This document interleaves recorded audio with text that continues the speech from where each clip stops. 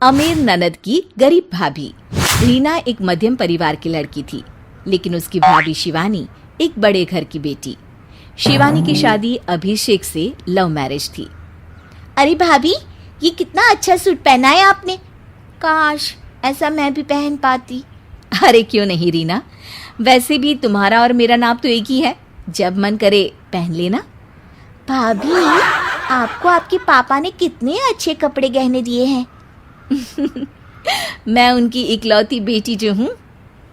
बेटी तो मैं भी इकलौती हूँ, लेकिन क्या करे, पापा है नहीं, पता नहीं कैसे होगी मेरी शादी। तभी वहाँ शिवानी की सास आ जाती है। अरे क्यों नहीं करेगा भाई तेरी शादी धूमधाम से, आखिर जिम्मेदारी है तो उसकी। और वो दिन भी आ जाता है जब रीना की शादी तय हो जाती है। अभिषेक, क्या हुआ? आप इतने परेशान तो कभी नहीं दिखे, कोई बात है तो बताइए मुझे। अरे शिवानी, वैसे तो शादी का सारा इंतजाम हो गया है, लेकिन गहनों का रेट तो आसमान छू रहा है। कैसे क्या करूं, कुछ समझ में ही नहीं आ रहा। थोड़ी देर में शिवानी अपने पूरे गहने अभिषेक के सामने रख देती है। ये लीजिए, गहनों का इंतजाम भी हो गया। अरे नहीं नहीं शिवानी, मैं ये गहने किसी हालत में भी नहीं ले सकता। ये तुम्हारे पिता ने तुम्हें दिया था, और तुम हो कि। तभी वहां सास आ जाती है। अरे तो क्या हुआ, इसकी तो हो गई ना शादी, अब किसे दिखाने हैं इसने गहने। सास गहनों का डिब्बा शिवानी के हाथ से लेकर वहां से चली जाती है। रीना की शादी धूमधाम से होती है और अब वो बड़े घर की बहू बन जाती है। वहीं रीना की शादी के बाद शिवानी और अभिषेक उसकी शादी के कर्जों से डूब जाते हैं। मैं सोच रही हूँ नौकरी करनी शुरू कर दूँ, वैसे भी पढ़ी लिखी हूँ, आपकी थोड़ी मदद भी हो जाएगी। वैसे शिवानी, कुछ दिन कर लो तो अच्छा ही होगा, क्योंकि ज़रूरत भी है। अब शिवानी भी नौकरी करने लगती है और घर खर्चे में अभिषेक का हाथ बटाती है। एक दिन शिवानी, रीना का फोन आया था, कह रही थी कि आने वाले त्योहार में उसके ससुराल जाना है। ठीक है माँ। अरे ठीक तो है, लेकिन एक काम कर लेना, उसके सास ससुर से लेकर पूरे खानदान के कपड़े मिठाइयाँ सब ले आना, और हो सके तो रीना के लिए छोटे से कान में पहनने के बूंदे भी। और क्या है ना, शादी में उसे सारी बड़ी बड़ी कान की ज्वेलरी दी थी, घर में पहनने के लिए तो उसके पास कुछ भी नहीं है। शिवानी सोच में पड़ जाती है कि वो क्या करे, क्योंकि कर्जों और घर के खर्चों के बाद तो पैसे बचते ही नहीं थे। शिवानी फिर अपने पिता को फोन करती है और उनसे पैसे मांगती है।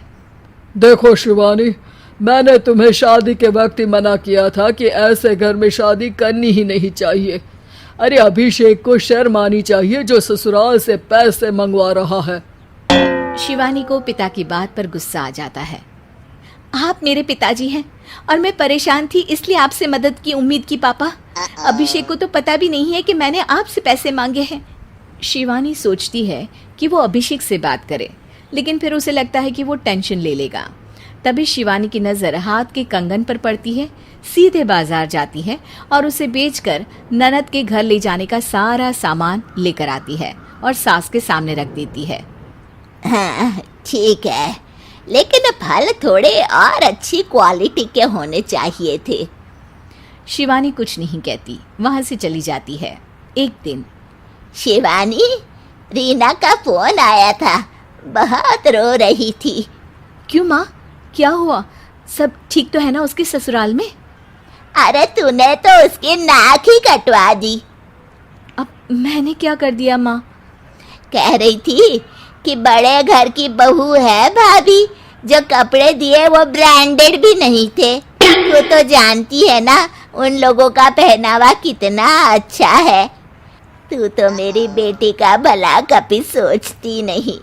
हाय भगवान, अरे बड़े घर की बहू है, इसी बात की जलन है ना तुझे, लेकिन याद रख, मेरी बेटी का सोचने के लिए भगवान है, तुम लोग कभी उसका बुरा नहीं कर पाओगे। अब शिवानी के मन में सवाल था कि क्या ईश्वर सिर्फ रीना के साथ है, उसके साथ नहीं। लेकिन उसे सुकून था कि वो अभिषेक के साथ उसकी जिम्मेदारियों को निभाने में बराबरी की हकदार है। शिवानी वहां से चली जाती है। वो सास से कुछ नहीं कहती, क्योंकि अमीर घर की बहू बनकर रीना को भले ही सुकून ना हो, लेकिन गरीब घर की बहू बनकर शिवानी खुश है, क्योंकि खुशी पैसों से नहीं परिस्थितियों पर निर्भर करती